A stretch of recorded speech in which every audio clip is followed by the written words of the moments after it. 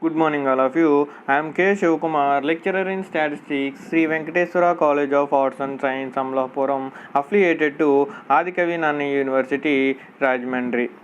మనం థర్డ్ ఇయర్కి వచ్చేసరికి థర్డ్ ఇయర్లో ఫిఫ్త్ సెమ్ మనం ఏం చెప్పుకుంటున్నాం 5B పేపర్ చెప్పుకుంటున్నాం. 5B పేపర్ ఏంటి మనకి sampling and designs of experiment అంతేనా. దీంట్లో మనం ఫస్ట్ యూనిట్ చూసుకుంటే మనకి first unit topic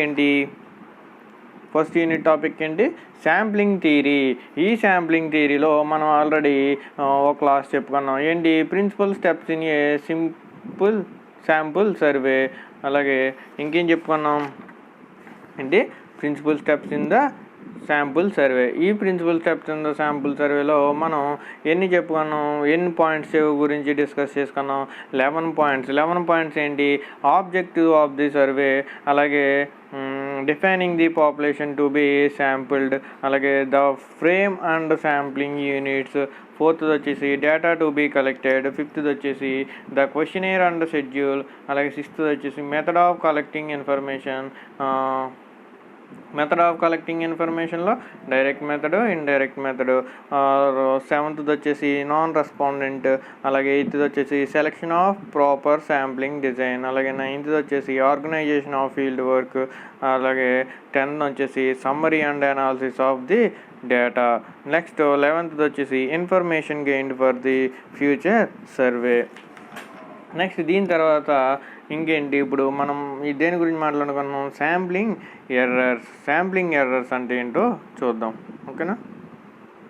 next topic ఏంటి? Sampling and non sampling errors. ఈ sampling and non sampling errors అంటే ఏంటో చూద్దాం. ఫస్ట్ ఏంటి? శాంప్లింగ్ ఎర్రర్స్ అంటే చూడండి, sampling errors have their origin in sampling and arise due to the fact that only a part of the population, that is sample, has been used to estimate population parameters and draw inference about the population. Sampling biases are primarily due to the following reasons. ఏంటి sampling error అంటే? Sampling errors have there origin in sampling and arise due to the fact that only a part of the population, that is sample, has been used to estimate population parameters. శాంపుల్ని use చేసి దేన్ని estimate చేస్తారు? Population పారామీటర్ని estimate చేస్తారు. And drawn inferences about the population. And ఏంటి దేన్ని drawn చేస్తాడు అన్నాడు? ఇన్ఫరెన్స్ అబౌట్ ది పాపులేషన్ని డ్రా చేస్తా అన్నాడు. ఏంటి పాపులేషన్ గురించి ఇన్ఫరెన్స్ అనేది డ్రా చేస్తాం. Sampling biases are primarily due to the following reasons. ఎన్ని రీజన్స్ ఉన్నాయంటే, first the faulty selection of the sample, అలాగే సెకండ్ ది సబ్స్టిట్యూషన్, థర్డ్ వచ్చేసి faulty demarcation of the sampling unit, అలాగే ఫోర్త్ వచ్చేసి improper choice of the statistic. దీంట్లో మనం first చూసుకుంటే ఏంటి? Faulty selection of the sampling errors అంటే ఫాల్టీ సెలెక్షన్ ఆఫ్ శాంపుల్. చూద్దాం. Some of the bias is introduced by the use of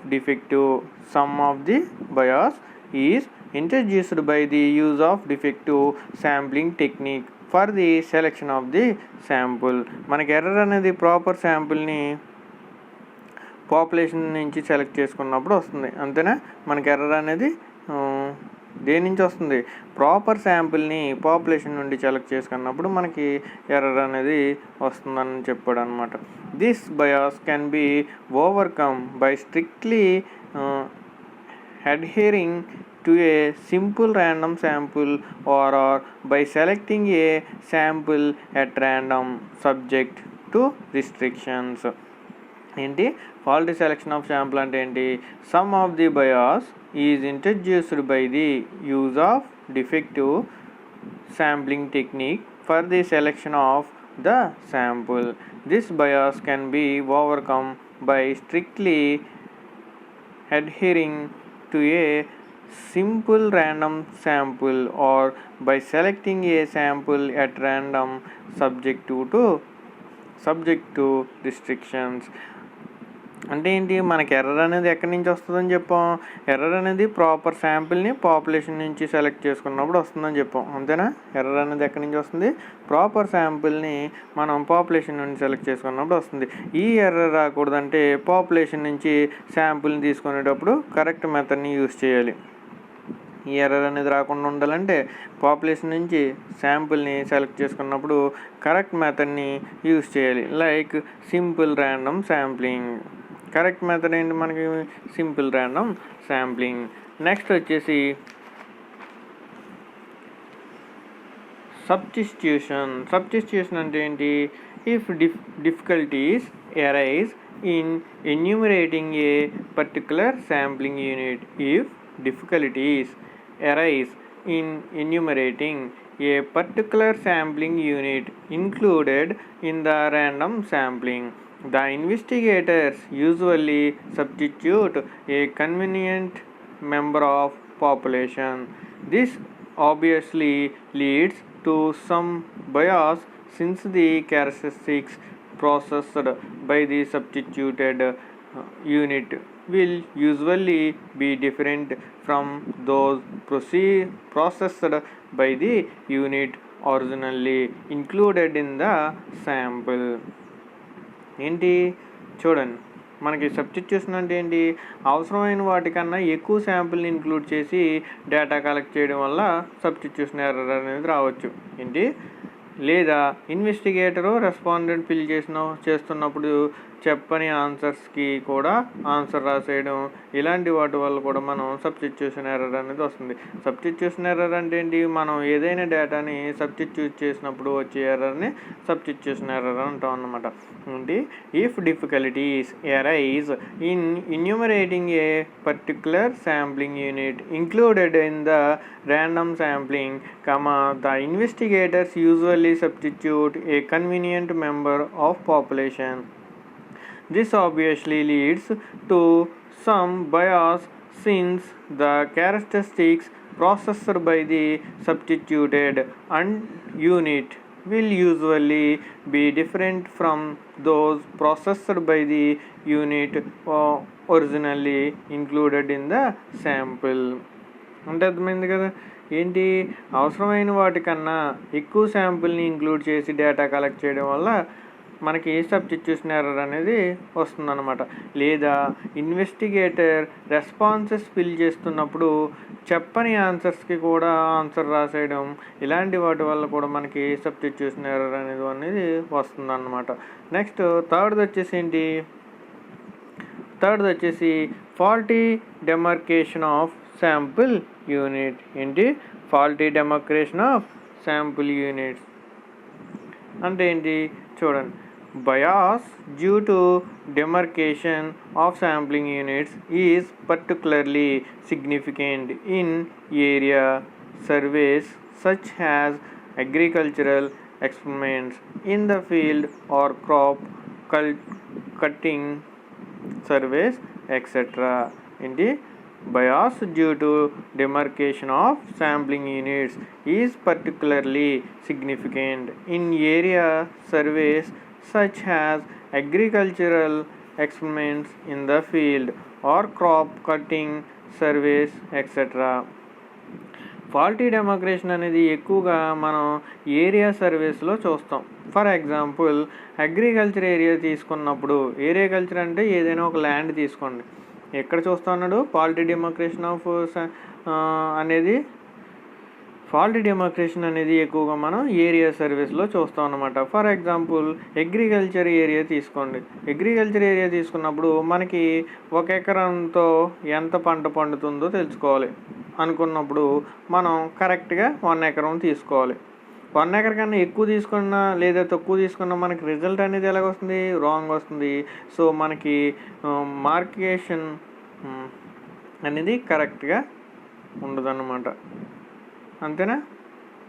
ఏంటి? Faulty demarcation అనేది ఎక్కువగా మనం ఏరియా సర్వేలో చూస్తాం. ఫర్ ఎగ్జాంపుల్ అగ్రికల్చర్ ఏరియా తీసుకున్నాం అనుకోండి. ఈ అగ్రికల్చర్ ఏరియాలో తీసుకున్నప్పుడు మనం 1 ఎకరంలో ఎంత పంట పండుతుందో తెలుసుకోవాలనుకున్నాం. అప్పుడు ఏం చేస్తాం? మనం కరెక్ట్గా 1 ఎకరం మాత్రమే తీసుకోవాలి. ఒక ఎకరం కన్నా ఎక్కువ తీసుకున్నా లేదా తక్కువ తీసుకున్నా మనకి రిజల్ట్ అనేది రాంగ్ వస్తుంది. సో మనకి అక్కడ కరెక్ట్ రిజల్ట్స్ అనేవి మనం ఇవ్వలేమన్నమాట. నెక్స్ట్ ఫోర్త్ వచ్చేసి improper choice of the statistic. ఏంటి improper choice of the statistic? చూడండి, increase in the sample size usually results in the decrease in sampling error. In fact, in many situations, this decrease in sampling error is inversely proportional to the square root of the sample size. Sampling error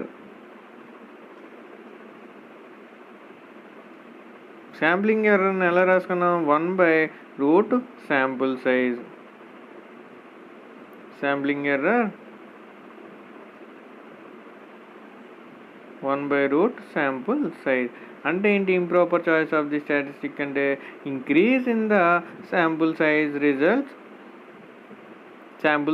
usually results in the decrease in sampling error. Sample size increase చేస్తే sample error decrease అవుతుంది. అదే sample size అనేది decrease అయితే మనకి sample error అనేది increase అవుతుందన్నమాట. So proper శాంపుల్ని మనం సెలెక్ట్ చేసుకోవాలి. ఏం చేయాలి? మనం ప్రాపర్ శాంపుల్ అనేది సెలెక్ట్ చేసుకోవాలి. Sample error equal to 1/root sample size అని చెప్పుకుంటాం అన్నమాట. Sample error proportional to 1/root sample size అన్నమాట. అర్థమైందా? ఇంప్రాపర్ చాయిస్ ఆఫ్ ది స్టాటిస్టిక్లు ఏంటి? శాంపుల్ సైజ్ ఇంక్రీజ్ అయితే కదా, శాంపుల్ సైజ్ ఇంక్రీజ్ చేసామంటే శాంపుల్ ఎర్రర్ డిక్రీజ్ అవుతుంది. అదే శాంపుల్ సైజ్ డిక్రీజ్ చేసామంటే శాంపుల్ ఎర్రర్ అనేది ఇంక్రీజ్ అవుతుంది. సో ప్రాపర్ శాంపుల్ని సెలెక్ట్ చేసుకోవాలి కాబట్టి sample error equal to 1/root sample size అని తీసుకుంటాం అనమాట. ఇక్కడికి మనకి ఏంటి? శాంప్లింగ్ ఎర్రర్స్ అవింది. నెక్స్ట్ టాపిక్ వచ్చేసి ఏంటి? నాన్ శాంప్లింగ్ ఎర్రర్స్ ఏంటో చూద్దాం. చూడండి, నాన్ శాంప్లింగ్ ఎర్రర్స్ అంటే ఏంటి? Non sampling error can occur at every stage of the planning or execution of census or sample survey. Non-sampling errors arise from the following factors. ఏంటి? Non-sampling error can occur at every stage of the planning or execution of census or sample survey. Non-sampling error arise from the following factors. ఏంటి? మనకి non sampling error అనేది ప్రతి స్టేజ్లోనూ, అంటే ప్లానింగ్లో కానీ, ఎగ్జిక్యూషన్లో కానీ, census సర్వేలో కానీ, శాంపుల్ సర్వేలో కానీ ఎక్కడైనా ఎర్రర్ రావచ్చు అన్నమాట. ఏంటి నాన్ శాంప్లింగ్ ఎర్రర్ అంటే? మనకి నాన్ శాంప్లింగ్ ఎర్రర్ అనేది ప్రతి స్టేజ్లోనూ, అంటే ప్లానింగ్లో కానీ, ఎగ్జిక్యూషన్లో కానీ, సెన్సస్ సర్వేలో కానీ, శాంపుల్ సర్వేలో కానీ ఎక్కడైనా మనకి ఎర్రర్ అనేది రావచ్చు అన్నమాట. దీంట్లో చూద్దాం. ఫస్ట్ ఇదేంటి? Faulty planning. Non sampling errors arise from the following factors. ఆ ఫ్యాక్టర్స్ ఏంటో చూద్దాం. ఫస్ట్ ఇదేంటి? ఫాల్టీ ప్లానింగ్లో చూసుకుంటే మనకేంటి? The planning of survey consists in explicitly starting the objectives of the survey. First, the A bit ఏంటి? Error due to location of the units and actual measurement of the characteristics, error in regarding the measurements. B ఏంటి? Lack of trained and qualified investigators and lack of adequate staff అన్నమాట. ఏం చెప్పాను? ఒక survey conduct చేసినప్పుడు different ప్లేసెస్లో error అనేది arise అవుతుంది. Like ఒక లొకేషన్లో యూనిట్ని మెజర్ చేసినప్పుడు కానీ, యాక్చువల్ క్యారెక్టర్ని మెజర్ చేసినప్పుడు కానీ, క్వాలిఫైడ్ ఇన్వెస్టిగేటర్ లేకపోవడం వల్ల కానీ, అడెక్వేట్ స్టాఫ్ లేకపోవడం వల్ల కానీ ఎర్రర్ అనేది అరైజ్ అవుతుందన్నమాట.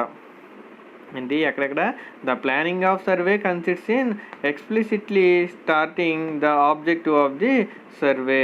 ఒక సర్వే కండక్ట్ చేసినప్పుడు డిఫరెంట్ ప్లేసెస్లో మనకి ఎర్రర్ అనేది అరైజ్ అవుతుందన్నమాట. Error due to location of the units and actual measurement of the characteristic. Error in regarding the measurements, lack of trained and qualified investigators and lack of adequate staff. ఎక్కడెక్కడ arise అవుతుంది? Like ఒక లొకేషన్లో యూనిట్స్ని measure చేసినప్పుడు కానీ, actual క్యారెక్టర్ని measure చేసినప్పుడు కానీ, qualified investigator లేకపోవడం వల్ల కానీ, అడెక్వేట్ స్టాఫ్ లేకపోవడం వల్ల కానీ ఎర్రర్ అనేది మనకి అరైజ్ అవుతుందన్నమాట. నెక్స్ట్ వచ్చేసి రెస్పాన్స్ ఎర్రర్స్. ఏంటి? Response errors. These errors are introduced as a result of the response furnished by the respondent and may be due to the any of the following reasons. ఏంటి reasons? 2 reasons. ఒకటి 2 ఏనా, ABCDE.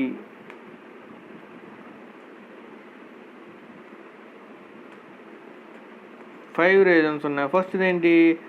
Response error may be accidental, prestige bias, self interest, bias due to interior, failure of respondent memory. ఈ 5 వల్ల మనకి response errors అనేది రావడం జరుగుతుంది. These errors are introduced as result of the response. ఏంటి? ఎప్పుడు మనకి రెస్పాన్స్ ఎర్రర్స్ అనేవి వస్తుంది?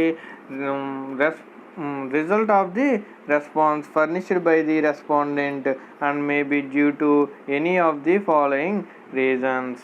ఏంటి? రెస్పాన్స్ ఎర్రర్ అనేది ఎప్పుడు వస్తుంది మనకి రెస్పాండెంట్ అనేవాడు, మనం సర్వేకి వెళ్ళినప్పుడు రెస్పాండెంట్ అనేవాడు వాడు మనం అడిగిన క్వశ్చనర్కి ఆన్సర్స్ ఇచ్చినప్పుడు ఎక్కడైనా కొన్ని మిస్టేక్స్ చెప్తాడు కదా, అలాంటప్పుడు రెస్పాన్స్ ఎర్రర్స్ అనేవి మనకి కనిపిస్తాయి అన్నమాట. దాంట్లో ఫస్ట్ ఏంటి? Response error may be accidental. అంటే మనం చెప్పినప్పుడు యాక్సిడెంటల్గా ఒకటి చెప్పబోయి ఒకటి చెప్తాం కదా, వాటిని యాక్సిడెంటల్గా అంటారు. The respondent may be misunderstand a particular question and accordingly furnished improper information. Error అనేది రెస్పాన్సెస్ని రెస్పాండెంట్ ఫిల్ చేస్తున్నప్పుడు యాక్సిడెంటల్గా రావచ్చు అన్నమాట. అంటే response error may be accidental. Error అనేది రెస్పాన్సెస్ని రెస్పాండెంట్ ఫిల్ చేసినప్పుడు, రెస్పాన్స్ అంటే ఆన్సర్స్ని అడిగిన వాడు ఫిల్ చేసుకున్నప్పుడు యాక్సిడెంటల్గా రావచ్చు అన్నమాట. దేనివల్ల వస్తుంది? అది మనం అడిగిన క్వశ్చన్ అయినా వాడు మిస్అండర్స్టాండింగ్ చేసుకోవడం, ఇలాంటి మిస్అండర్స్టాండింగ్స్ వల్ల మనకి రెస్పాన్స్ ఎర్రర్ అనేది యాక్సిడెంటల్గా అవుతుందన్నమాట. నెక్స్ట్ వచ్చేసి ఏంటి? Prestige bias. ప్రెస్టేజ్ బయాస్ అంటే ఏంటి? an appeal to the pride or prestige of person interviewed may introduce at another kind of bias called prestige bias. For example, education, intelligence, occupation, income, age, etc. అంటే ఏంటి? Investigator survey చేస్తున్నప్పుడు respondent ప్రెస్టేజ్కి వెళ్ళి error అనేది రావచ్చు. Prestige error అనేది education or intelligence or occupation or income or age etcetera వీటి గురించి అడిగినప్పుడు రెస్పాండెంట్ ప్రెస్టేజ్ వల్ల ఏజ్ని తక్కువ చేసి చెప్పడం లేదా ఎడ్యుకేషన్ ఎక్కువ చేసి చెప్పడం వల్ల ఎర్రర్ అనేది రావచ్చు. అంటే ప్రెస్టేజ్ బయాస్ ఏంటి? మనం ఏదైనా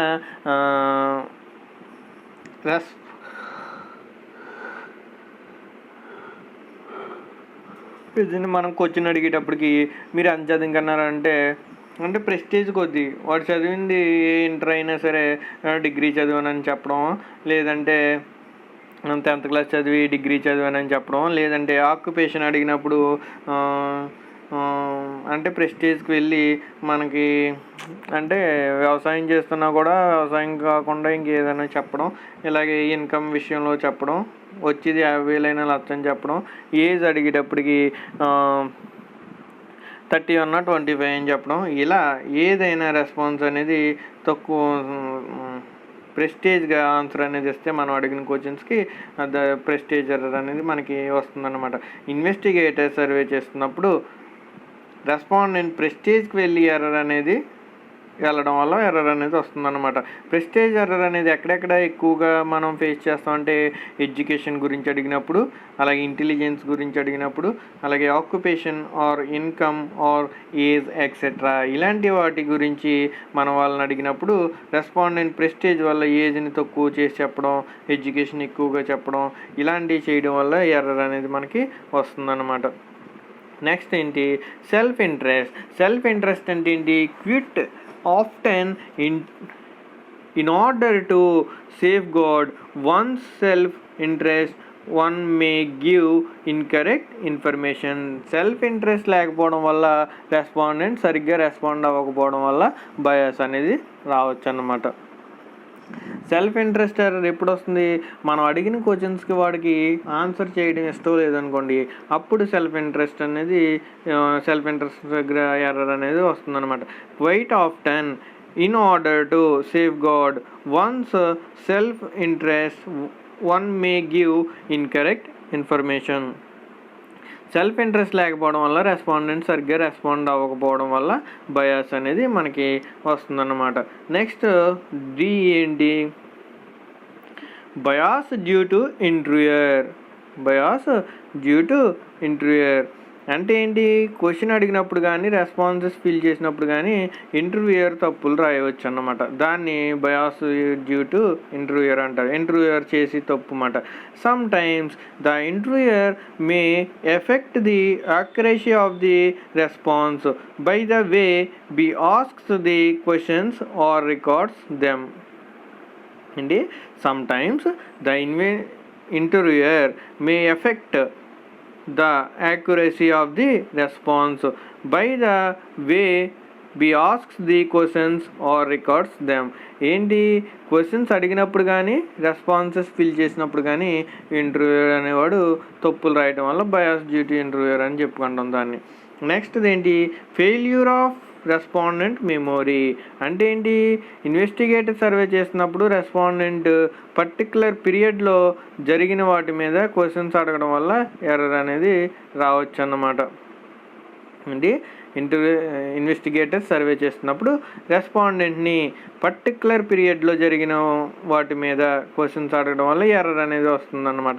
ఇప్పుడు పర్టికులర్ పీరియడ్ అంటే ఈ టైంలో ఏం జరిగింది, ఆ టైంలో ఏం జరిగింది ఇలా అడుగుతారు కదా, వాటి వల్ల అంటే రెస్పాండెంట్ మెమొరీ అనేది కరెక్ట్గా ఉండదు కదా. ఇప్పుడు మనల్ని సడన్గా జనవరి మంత్లో ఏం చేసామని అడిగాను, టక్కని చెప్పలేం, ఎందుకంటే మెమొరీ కొంచెం వెంటనే రెస్పాండ్ అవ్వదు కదా. దానివల్ల ఫెయిల్యూర్ ఆఫ్ రెస్పాండెంట్ మెమొరీ అనేది చెప్పుకుంటామన్నమాట. One source of error which is common to most of the methods collecting information is that of recall. Full stop.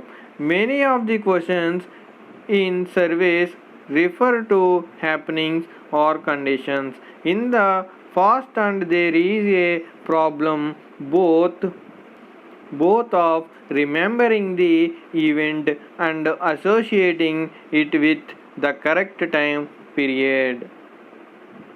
ఏంటి, ఫెయిల్యూర్ ఆఫ్ రెస్పాండెంట్ మెమొరీ అంటే one source of error which is common to most of the methods collecting information is that of recall. Full stop. Many of the questions in surveys refer to happenings are conditions in the past, and there is a problem both of remembering the event and associating it with the correct time period. ఏంటి మనకి failure of respondent memory అంటే investigator survey చేస్తున్నప్పుడు రెస్పాండెంట్ని particular పీరియడ్లో జరిగిన వాటి మీద questions అడగడం వల్ల ఎర్రర్ అనేది రావచ్చు. లేదు సడన్గా ఏదైనా పర్టికులర్ సబ్జెక్ట్ని చేసి అంటే రెస్పాన్స్ అనేది తను మర్చిపోయిన విషయాల గురించి అడిగితే అవి కరెక్ట్గా చెప్పలేం కదా, రాంగ్ ఇన్ఫర్మేషన్ అనేది ఇస్తాం. సో దాన్ని ఫెయిల్యూర్ ఆఫ్ రెస్పాండెంట్ మెమొరీ అని చెప్పుకుంటాం అనమాట. ఇక మనకి ఈ శాంప్లింగ్ ఫస్ట్ యూనిట్లో కూడా ప్రతి సబ్ హెడ్డింగ్లో కూడా మనకు ఆన్సర్ అనేది ఉంటుంది. దాన్ని కొంచెం ఎక్స్ప్లెయిన్ చేసి రాయాలి అంతే. ఇప్పుడు వరకు మనం చెప్పుకునే అన్నీ కూడా ఎక్కడెక్కడ ఎర్రర్ ఉంటాయి అనేది అన్నీ దాంట్లోనే కదా ఆన్సర్ ఉంది. సెల్ఫ్ ఇంట్రెస్ట్ ఏంటి, బయోస్, ఇలా సబ్ హెడ్డింగ్లోనే ఆన్సర్ అనేది ఉంటుంది. దాన్ని కొంచెం ఎక్స్ప్లెయిన్ చేస్తూ మనం రాయాలన్నమాట. నెక్స్ట్ థర్డ్ వచ్చేసి ఏంటి, non response bias. Non response bias అంటే ఏంటంటే the selected respondent may not be available at his place when the investigator goes there or he may fail or even refuse to give certain information when contacted. This incompleteness is called non-response. అంటే ఎన్నిసార్లు investigator రెస్పాండెంట్కి వెళ్ళినా అవైలబుల్గా లేకపోవడం వల్ల కానీ, అవైలబుల్గా ఉన్న కొన్ని క్వశ్చన్స్కి ఆన్సర్ ఇవ్వకపోవడం వల్ల కానీ బయాస్ అనేది రావచ్చు. దాన్ని నాన్ రెస్పాన్స్ బయాస్ అని అంటాం. అంతేనా? నాన్ రెస్పాన్స్ అంటే మనం ఎన్నిసార్లు సర్వే చేయడానికి వెళ్ళినా వాళ్ళ ఇంటి దగ్గర లేకపోవడం, లేదా వాళ్ళు మనం అడిగి సరిగ్గా ఆన్సర్ చేయకపోవడం, ఇది నాన్ రెస్పాన్స్ అవుతుంది. అంతే కదా, మనకు రెస్పాండ్ అవ్వట్లేదనే కదా అర్థం నాన్ రెస్పాన్స్ అంటే. సో అదే చెప్పడమాట, the selected respondent may not be available at his place when the investigator goes there or he may fail or even refuse to give certain information when contacted. This incompleteness is called non response. ఎన్నిసార్లు మనం investigator అనేవాడు respondent ఇంటికి వెళ్ళినా అవైలబుల్గా లేకపోవడం వల్ల కానీ, అవైలబుల్గా ఉన్నా సరే మనం అమ్మో ఈ క్వశ్చన్ అడిగాడు మళ్ళీ ఏదైనా చెప్తే ఏదైనా రేషన్ కార్డు తీసేస్తాడేమో అది ఇది అనేసి ఏవేవో చెప్తాం. అలా రాంగ్ ఆన్సర్లు ఇచ్చినా కూడా అవైలబుల్గా ఉన్న కొన్ని క్వశ్చన్స్కి ఆన్సర్స్ అనేవి ఇవ్వకపోవడం వల్ల బయాస్ అనేది రావచ్చు. దాన్ని నాన్ రెస్పాన్స్ బయాస్ అంటాం అనమాట. నెక్స్ట్ ఫోర్త్ది వచ్చేసి error in coverage. Error in coverage అంటే ఏంటి, the objectives of the survey are not stated in clear cut terms, this may result in first point, the inclusion in the survey of certain units which are not to be included, the exclusion of certain units which were to be included in the survey under the objectives. Error in coverage అంటే ఏంటి, అవసరమైన వాటికన్నా ఎక్కువ sample యూనిట్స్ని consider చేసిన or అవసరం కాని వాటికన్నా తక్కువ శాంపుల్ యూనిట్స్ని కన్సిడర్ చేసిన ఎర్రర్ అనేది వస్తుంది. దానిని ఎర్రర్ ఇన్ కవరేజ్ అంటారు. కవరేజ్ అంటే ఏంటి, అన్నీ కవర్ చేస్తూ అని, అవునా? అదే, the objectives of the survey are not stated in clear cut terms, this may result in first ఇదేంటి, the inclusion in the survey of certain units which are not to be included. అంటే survey conduct చేశాక అవసరమైన వాటికన్నా ఎక్కువ sample యూనిట్స్ని consider చేసిన, లేదా అవసరం ఉన్న వాటికన్నా తక్కువ శాంపుల్ యూనిట్స్ని కన్సిడర్ చేసిన వచ్చే ఎర్రర్ ఇన్ కవరేజ్ అంటాం అనమాట. ఇంక్లూడెడ్. సెకండ్ది, the exclusion of certain units which were to be included in the survey under the objectives అన్నమాట. అవసరమైన వాటికన్నా ఎక్కువ శాంపుల్ యూనిట్స్ని కన్సిడర్ చేసిన, అవసరం ఉన్న వాటికన్నా తక్కువ శాంపుల్ యూనిట్స్ని కన్సిడర్ చేసిన వచ్చే ఎర్రర్ ఇన్ కవరేజ్ అంటాం అనమాట. నెక్స్ట్ ఫిఫ్త్ది వచ్చేసి ఏంటి, కంపైలింగ్ ఎర్రర్. కంపైలింగ్ ఎర్రర్ అంటే ఏంటి, మనకి మామూలుగా సర్వే కండక్ట్ చేశాక రెస్పాన్సెస్ని ఎడిట్ చేసినప్పుడు కానీ, కోడింగ్ చేసినప్పుడు కానీ, ట్యాబ్లేషన్ ఫామ్లో చేసినప్పుడు కానీ, సమ్మరైజింగ్ చేసినప్పుడు కానీ కంపైలింగ్ ఎర్రర్ అనేది రావచ్చు అన్నమాట. ఎప్పుడెప్పుడు వస్తుంది కంపైలింగ్ ఎర్రర్ అనేది, సర్వే కండక్ట్ చేసేసాం, మొత్తం డేటా అంతా కలెక్ట్ చేసాం. సో అక్కడ తర్వాత ఏం చేస్తారు, రెస్పాన్సెస్ని ఎడిట్ చేసి కోడింగ్ చేసి ట్యాబ్యులేషన్ ఫామ్లు ఇచ్చి దానికి ఒక రిజల్ట్ అనేది మనం ఫైనల్గా చెప్తారు.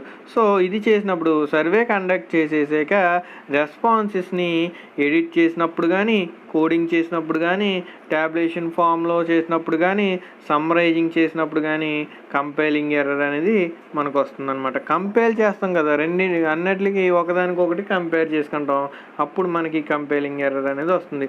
ఏంటి కంపైలింగ్ ఎర్రర్ అంటే ఏం చెప్పాడు, various operations of the data processing such as editing and coding of the responses, tabulation and summarizing the original observations made in the survey are a potential sources of the error. Compiling error are subject to control through verification, consistency check etcetera. అంటే ఏంటి, survey conduct చేసేసాక మనం responses edit చేసినప్పుడు కానీ, coding చేసినప్పుడు కానీ, tabulation ఫామ్లో చేసినప్పుడు కానీ, అలాగే సమ్మరైజింగ్ చేసినప్పుడు కానీ కంపైలింగ్ ఎర్రర్ అనేది మనకి వస్తుందన్నమాట. నెక్స్ట్ 6th వచ్చేసి ఏం చెప్పాను, పబ్లికేషన్ ఎర్రర్. పబ్లికేషన్ ఎర్రర్ అంటే ఏంటి, ప్రజెంటేషన్లో కానీ ప్రింటింగ్లో కానీ వచ్చిన ఎర్రర్స్ని పబ్లికేషన్ ఎర్రర్ అంటాం. అంతేనా, మొత్తం డేటా కలెక్ట్ చేస్తామమ్మా. డేటా కలెక్ట్ చేసాక ఇంకా లాస్ట్ స్టేజ్ ఏంటి, మనం దాన్ని పబ్లిష్ చేయడమే. ఈ పబ్లిష్ చేసినప్పుడు అంతా ఫైనలైజ్ చేసుకున్నాక ఏం చేసుకుంటాం, ప్రజెంటేషన్ ఇచ్చి తర్వాత ప్రింటింగ్ ఇచ్చుకుంటాం. సో దీంట్లో వచ్చే ఎర్రర్స్ని పబ్లికేషన్ ఎర్రర్ అని చెప్పుకుంటాం అన్నమాట. సో చూద్దాం, పబ్లికేషన్ ఎర్రర్ అంటే ఏంటి. Publication errors that is the errors committed during presentation and printing of tabulated results. In the publication errors, that is the errors committed during presentation and printing of tabulated results. ప్రజెంటేషన్లో కానీ ప్రింటింగ్లో కానీ వచ్చిన errors మనం publication errors అని చెప్పుకుంటాం. ఇక్కడికి మనకి sampling and non sampling errors గురించి మనం ఎక్స్ప్లెయిన్ చేసుకోవడం జరిగింది. ఇది కూడా ఎస్ఏలో అడిగే అవకాశం ఉంది. ఏంటి, sampling, explain the sampling and non sampling errors అని అడుగుతాడు అనమాట. ఓకేనా. Next sampling and non sampling errors అయిన తర్వాత మనం చిన్న టాపిక్ మర్చిపోయాం. ఏంటంటే అది principles of sample survey. Sampling and non sampling errors ముందు ప్రిన్సిపల్స్ ఆఫ్ శాంపుల్ సర్వే గురించి ఎక్స్ప్లెయిన్ చేసుకుంటే, ప్రిన్సిపల్స్ ఆఫ్ శాంపుల్ సర్వేలో నెక్స్ట్ అనమాట, the theory of sampling is based on the following important principles. ఏంటి ప్రిన్సిపల్స్ ఆఫ్ శాంపుల్ సర్వే, ఈ sample సర్వేలో మెయిన్గా 3 principles మీద డిపెండ్ అయి ఉంటుందన్నమాట. ఏంటి, ఫస్ట్ ప్రిన్సిపల్ వచ్చేసి ప్రిన్సిపల్ ఆఫ్ స్టాటిస్టికల్ రెగ్యులారిటీ. ఏంటి, ప్రిన్సిపల్ ఆఫ్ స్టాటిస్టికల్ రెగ్యులారిటీ. సెకండ్ది ప్రిన్సిపల్ ఆఫ్ వ్యాలిడిటీ. అలాగే థర్డ్ది ప్రిన్సిపల్ ఆఫ్ ఆప్టిమైజేషన్. వీటి గురించి ఎక్స్ప్లెయిన్ చేసుకుందాం. వచ్చేసేంటి principles of sample survey.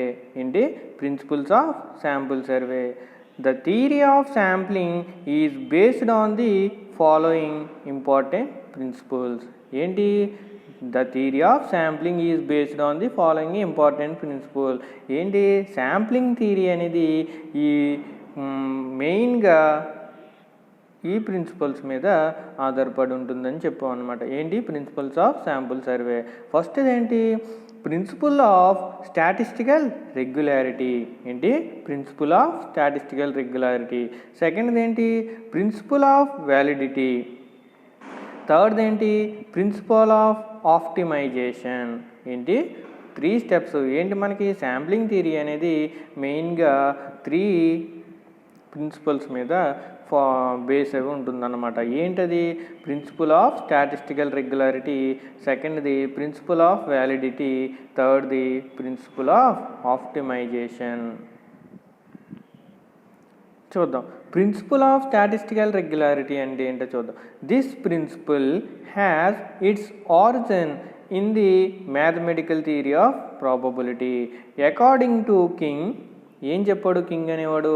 The law of statistical regularity lays down that a moderately large number of items chosen at random from a large group are almost sure on the average to possess the characteristics of the large group.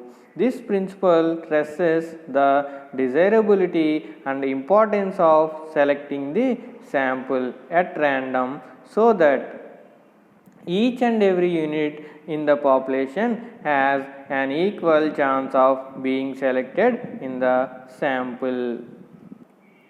ఏం చెప్పాడు? This principle has its origin in the mathematical theory of probability.